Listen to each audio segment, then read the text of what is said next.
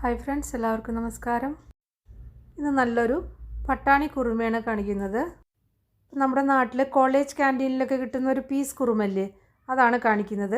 ഇത് പൊറോട്ടയുടെ കൂടിയും ചപ്പാത്തിയുടെ കൂടിയൊക്കെ നല്ല സൂപ്പർ ടേസ്റ്റാണ്.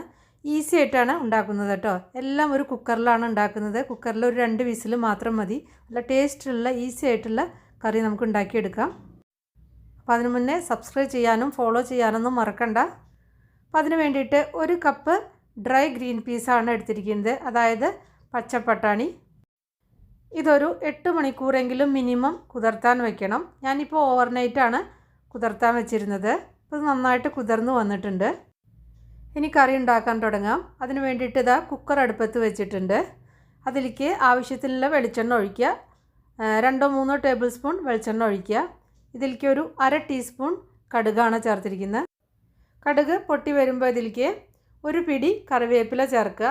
ഇതൊക്കെ ഫ്ലെയിം കുറച്ച് വെച്ചിട്ട് ചെയ്യുക, അല്ലെങ്കിൽ കടുകും കറിവേപ്പിലയും കരിഞ്ഞു പോവും. ഇനി ഇതിലേക്കൊരു വലിയ സവാള നീളത്തിൽ അരിഞ്ഞത് ചേർക്കുക.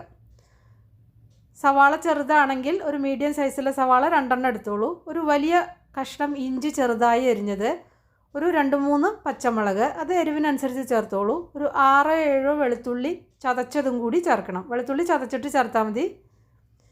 ഇതെല്ലാം കൂടി ഒന്ന് വഴറ്റിയെടുക്കുക. കുറച്ച് ഉപ്പും കൂടി ചേർത്തിട്ട് വഴറ്റുക. ഇത് ഉള്ളി നന്നായിട്ട് ഒന്ന് മൂത്ത് വന്നിട്ടുണ്ട്. ഇതിലേക്ക് പൊടികൾ ചേർക്കാം. ഇതിലേക്ക് ഒരു 1.5 ടേബിൾ സ്പൂൺ മല്ലിപ്പൊടിയാണ് ചേർക്കുന്നത്.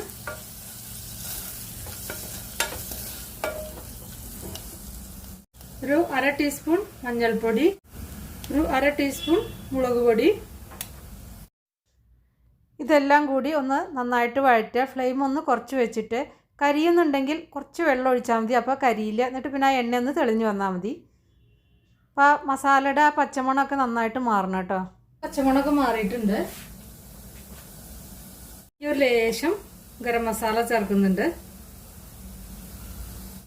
ഗരം മസാല ചേർത്തിട്ട് വഴറ്റൊന്നും വേണ്ട, ഒന്ന് മിക്സ് ചെയ്താൽ മാത്രം മതി. ഇനി ഇതിലേക്ക് 1 ഉരുളക്കിഴങ്ങും പിന്നെ ഒരു ക്യാരറ്റിൻ്റെ പകുതിയും കൂടിയാണ് ഇപ്പോൾ ഞാൻ ചേർത്തിരിക്കുന്നത്. അതായത് ഒരു വലിയ ക്യാരറ്റിൻ്റെ പകുതി, അതും കൂടിയും ചേർത്തിട്ട് ഒന്ന് വഴറ്റുക. എന്നിട്ട് ഇതിലേക്ക് കുതിർത്തി വെച്ച പീസ് ഇതിലേക്ക് ചേർക്കാം. നന്നായിട്ട് എല്ലാം കൂടി ഒന്ന് വഴറ്റുക. 1 മിനിറ്റ് മസാലയൊക്കെ ഇതിലേക്ക് നന്നായിട്ടൊന്ന് മിക്സ് ആക്കണം. ഉപ്പൊക്കെ നോക്കുക കേട്ടോ, ഉപ്പൊക്കെ ആവശ്യത്തിന് ഇടാം. ഇതിലേക്ക് വേവാൻ ആവശ്യമായിട്ടുള്ള നല്ല ചൂടുള്ള വെള്ളം ഒഴിക്കുക. തിളച്ച വെള്ളമായാലും പ്രശ്നമില്ല. നന്നായിട്ട് മിക്സ് ചെയ്തിട്ട് ആവശ്യത്തിന് ഉപ്പ് കൂടി ചേർത്ത് കൊടുക്കുക. നമ്മൾ ആദ്യം കുറച്ച് ഉപ്പ് ചേർത്തിട്ടുണ്ട്, അപ്പോൾ അതിനനുസരിച്ച് ഉപ്പ് ചേർത്താൽ മതി. ഞാനിപ്പോൾ ഇതിലേക്ക് 1.25 കപ്പ് നല്ല ചൂടുള്ള വെള്ളമാണ് ചേർത്തത്. നിങ്ങൾക്ക് ഇതിന് ആവശ്യത്തിനനുസരിച്ച് വെള്ളം കൂടുതൽ വേണമെങ്കിൽ കൂടുതൽ ചേർക്കാം, അത് പിന്നീട് ചേർത്താൽ മതി. ഇനി ഇത് അടച്ചു വെച്ചിട്ട് ഫുൾ ഫ്ലെയിമിൽ 1 വിസിൽ വന്നതിൻ്റെ ശേഷം ഏറ്റവും ലോ ഫ്ലെയിമിലോട്ട് മാറ്റിയിട്ട് ഒരു 2-3 വിസിൽ വന്നാൽ ഓഫ് ചെയ്യാം. അപ്പം നമ്മൾ യൂസ് ചെയ്യുന്ന കുക്കറിനനുസരിച്ച് ചെറിയൊരു വ്യത്യാസമൊക്കെ ഉണ്ടായിരിക്കും. അപ്പോൾ അധികം പ്രഷർ നിൽക്കാത്ത കുക്കറാണെങ്കിൽ കുറച്ചും കൂടി കൂടുതൽ വേവിക്കേണ്ടി വരും. നല്ല പ്രഷർ നിൽക്കുന്ന കുക്കറാണെങ്കിൽ ഇത്രയും മതിയാവും. അപ്പോൾ നിങ്ങൾ തുറന്ന് നോക്കിയിട്ട് വേവ് കുറവാണെങ്കിൽ ഒന്നും കൂടി അടച്ചു വെച്ചിട്ട് 1 വിസിലും കൂടി വരുത്തിയാൽ മതിയാവും കേട്ടോ. അപ്പോൾ ഇത് വെന്ത് വരുന്ന സമയം കൊണ്ട് ഇതിലേക്കുള്ള അരപ്പ് റെഡിയാക്കാം. ഒരു 1/4 കപ്പ് നാളികേരമാണ് എടുത്തിരിക്കുന്നത്. അതിലേക്ക് 1 ടീസ്പൂൺ പെരുംജീരകം, അതായത് വലിയ ജീരകമാണ് ചേർക്കുന്നത്. ഇതും കൂടി ചേർത്തിട്ട് നന്നായിട്ട് അരച്ചെടുക്കാം. ഇപ്പോൾ ഇതാ പീസൊക്കെ കറക്റ്റായിട്ട് വെന്തിട്ടുണ്ട്. വെന്ത് കുഴഞ്ഞു പോയി കഴിഞ്ഞാൽ ഈ കറിക്ക് ടേസ്റ്റ് കിട്ടില്ല. പിന്നെ കറി വല്ലാതെ ഇങ്ങനെ കട്ടിക്കാവും. ഒന്ന് തണുത്ത് വരുമ്പോൾ ഇങ്ങനെ വല്ലാതെ ഓവറായിട്ട് അത് ഇങ്ങനെ കട്ടിയായി മാറും. അപ്പോൾ അങ്ങനെ ആവരുത്, പാകത്തിന് മാത്രമേ വേവിക്കാവൂ. ഈ ഒരു പരുവത്തിൽ കണ്ടില്ലേ. ഇനി ഇതിലേക്ക് അരപ്പ് ചേർക്കാം. അതുപോലെ തന്നെ നാളികേരത്തിൻ്റെ അളവ് കൂടി പോകരുത്. 1/4 കപ്പ് കറക്റ്റാണ്. വേണമെങ്കിൽ കുറച്ചും കൂടി ചൂടുള്ള വെള്ളം ചേർക്കാം.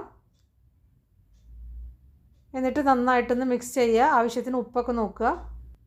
കുറച്ച് കറിവേപ്പില കൂടി ചേർക്കാം. അപ്പം എൻ്റെ കയ്യിൽ അധികം ഇല്ലാത്ത കാരണം ഞാൻ ചേർത്തിട്ടില്ല.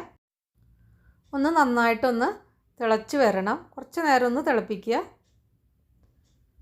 ആ പെരുംജീരകത്തിൻ്റെയും ആ നാളികേരത്തിൻ്റെയൊക്കെ ഒരു റോ ടേസ്റ്റ് ഇല്ല, അതൊന്ന് പോകണം. ആ പച്ച ടേസ്റ്റ് അതൊന്ന് പോകണം. അപ്പോൾ കറി പാകമായിട്ട് ഫ്ലെയിം ഓഫ് ചെയ്തതിൻ്റെ ശേഷം ഞാൻ കുറച്ച് വെളിച്ചെണ്ണയാണ് ചേർക്കുന്നത്. വെളിച്ചെണ്ണ ഇപ്പോൾ തണുപ്പാവുക കാരണമാണ് കേട്ടോ ഇവിടെ ഇങ്ങനെ കുറച്ച് കട്ടയായിട്ട്.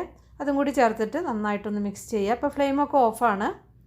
ഇത് നിങ്ങൾക്ക് ഗരം മസാലയുടെ അളവ് നിങ്ങളുടെ ടേസ്റ്റിനനുസരിച്ച് ചേർക്കുക. ഞാൻ വളരെ കുറച്ച് ഗരം മസാലയാണ് വഴറ്റുമ്പോൾ ചേർത്തിട്ടുള്ളൂ.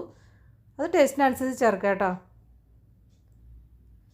അപ്പോൾ ഇതാ കറി റെഡിയായി. അപ്പോൾ നിങ്ങളെല്ലാവരും ഉണ്ടാക്കി നോക്കിയിട്ട് നിങ്ങളുടെ ഫീഡ്ബാക്കൊക്കെ അറിയിക്കുക.